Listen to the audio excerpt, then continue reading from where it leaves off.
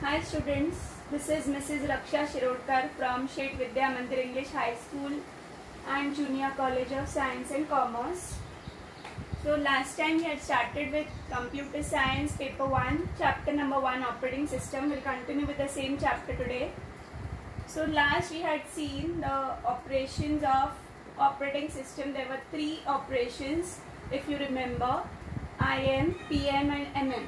IM which stands for Information Management, PM which stands for Process Management and MM which stands for Memory Management.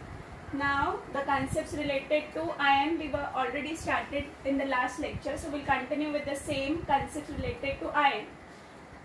Now the next concept is file operations. We had seen IM services if you remember. The services of IM were creating a file, deleting a file, then rewind a file, copy, paste, correct?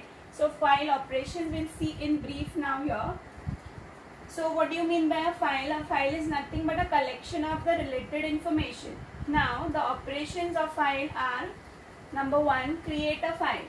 Now for creating a file in a computer, first we need to check whether the sufficient space is available for that file, and if it is available, entry for that file must be made in the directory. As I have already told you all, directory means the drive. Okay, so if the space is available in the specified directory, we'll make a file, we'll create a new file in that particular drive or directory. Now the second operation is write to a file. Now for writing to a file, there is a command in which name of that file is given. So for searching that particular file in that particular folder, what we do is we just type a name or the initial letter. So writing to a file, then the operating system what it does, it searches for that file in the directory entry and then write to it. Okay, writing means it will allow you to edit the file. Reading means it will allow you only to read, you cannot edit. Now the next operation is reading a file, same thing it is. Now for reading a file, there is a system call in which the file name is specified. The operating system then searches for that file in the directory entry and then read to it. It is same as creating a file. The only difference is here we cannot create a new file, it will allow you only to read. Here we can create a file. Then next is delete a file. To delete a file, the directory entry is searched and if the file is found, it releases the memory space and then the directory entry becomes invalid, which means the file got deleted. When the file got deleted and when you search that same file, it will give you invalid file name.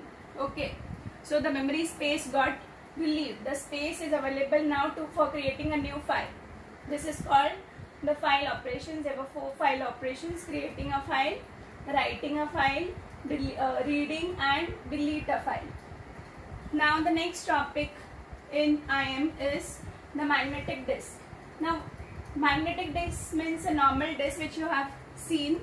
So the terms related to magnetic disk are, the number 1 is tracks and sectors. So in a disk what you see is tracks. Tracks means a concentric circle. So you can say that magnetic disk surface is made up of concentric circles called as tracks. Now the number of tracks depends upon the disk type. A track is further divided into smaller areas which is called as sector. Now the sector is nothing but the information which can be read from or written into the disk. Okay. Now the next term related to magnetic disk is seek time. Seek time means the time that is required for the read-write head. Read-write head means, see this is the diagram which I have shown you all. Read-write head, you all can see the arrow there down to the last disk there. That is the read-write head. So seek time means the time that is required for that read-write head to move to the correct track is called as seek time. Now in the magnetic disk there are many tracks. One circle is said to be one track. Now the time that is required for that read-write head to move to the correct track is called as seek time. The next term in magnetic disk is transmission time. Now the time required for activating the read-write head for appropriate surface and read the data is called as transmission time. The only difference, the both terms are same actually, seek time and transmission time. Seek time you can only reach to the correct track here, and transmission time means you can reach to the correct track and start reading the data or playing the sound. So that is said to be transmission time. Now the next last term related to magnetic disc is latency time, also called as rotational delay. Now the time required for the requested sector on the track to rotate below the head, the time that is required for the track to rotate below the head, the time that it takes to rotate below the head onto that disc is called as latency time or rotational delay. Now these are the four terms that were related to magnetic disc, and this is the simple diagram. Okay. Now the next topic related to IM is VDU. Now what is the full form of VDU? VDU stands for Visual Display Unit. It is a normal unit, a screen, you can say computer screen or a mobile screen, or you can say a television screen. So VDU is normal visual display unit where you can see a display. So the definition, you can say it is nothing but, you can also say it as a terminal. So it is nothing but a common input-output medium. Now there are two parts of terminal input-output hardware, you can say. Number one is input unit, number two is output unit. You can give example for input unit as keyboard and output unit as screen. Then you can say there are two types of this VDU terminal. Number one is dumb terminal, number two is intelligent terminal. Now we'll see what is dumb terminal. Dumb terminal means it consists of a microprocessor. Microprocessor means a main processor, a chip you can say, which does the functioning of that particular unit. So each of that display unit will have a chip behind the device that is said to be microprocessor. So dumb terminal consists of a microprocessor on which small programs can run and it consists of very limited amount of memory. So hence it is said to be a dumb terminal. It does not contains more, it cannot does more functioning. So hence it is said to be dumb terminal. It consists of basic, it can only function some basic operations. Okay. Now the second is intelligent terminal. Intelligent, as you compare with dumb, it will do more processing. So hence it is said that intelligent terminal has powerful hardware and software than a dumb terminal. So it will do more processing, or it consists of more amount of memory, you can say. Okay. So this is VDU. That was the concept related to IM again. Now the next we'll start with concept related to PM. PM means process management. What do you mean by a process? In the last lecture I have told you all. Process means the current program which is running in your computer is said to be a process. Now the terms related to PM are, number one, we'll start with number one, context switching. Context switching is very, very important. So context switching means, the definition is in multi-programming system. Multi-programming means where multiple programs can be opened. In that system, the multiple processes are running at the same time, such that when the process 1, first process, waits for some operations, that is input-output operation, the process 2 executes, and vice versa. The loss in time in turning the attention of the CPU. So CPU can execute only one process at a time. So suppose if the CPU is busy in executing the process 1, and what it does, process 2 is coming in the area or in the context switching part. So what it does, it executes the process 2 instead of process 1. So the time that it takes to switch from one process to another process is said to be context switching. Who takes the time to switch? CPU. Okay. Now the next term is degree of multiprogramming. Degree of multiprogramming means the number of processes which are running simultaneously and hence they are competing for the CPU is known as the degree of multiprogramming. Simple words, you can say the number of processes which are running simultaneously is said to be degree of multiprogramming. Okay. Now we'll see context switching in little brief. So context switching again we'll see. So the first point you can say is multiprogramming is nothing but the concept of increasing the utilization of CPU by always having CPU something for the CPU to execute. That means CPU will not sit idle. It will continuously execute one or some other process. Now here I have taken an example. See here. Suppose if I say there are 4 processes or 2 processes, you can say. The CPU starts from the current process. Okay, process 1. Okay, P1 and P2 are the process name. P1 is process 1, P2 is process 2. So CPU will start running process 1. Okay, but sometimes what happens is process 2 is given priority or process 2 comes in between. So what it does, the CPU will wait process 1 and it will switch to process 2 for some reasons. Then the time that it takes, that the CPU takes from switching between the process 1 to process 2 is said to be context switching. The idle time is said to be context switching. Okay, so this is the description. In multi-programming, CPU can execute 2 or more processes simultaneously when process 1 waits for an external event such as an I/O operation, input-output operation. The CPU executes process 2 and vice versa. When the CPU switches from one process to another process, the time that is required for switching for the CPU is called as context switching. Okay. Now, this is the example, normal C++ Turbo C example, which you don't have to execute. You don't have any practicals for this chapter. This is fully theory chapter. So, this is the normal example which you have to write in your theory paper only. Okay. No need to execute this program. So the example, see here, now here I have taken 2 processes, that is B.H and the top one is said to be A.H. That means there are 2 processes in normal words, process A and process B. I have written hash include IOStream and hash include B.H. That means in process A I also want to execute process B. Okay, so void main, I started in the main area.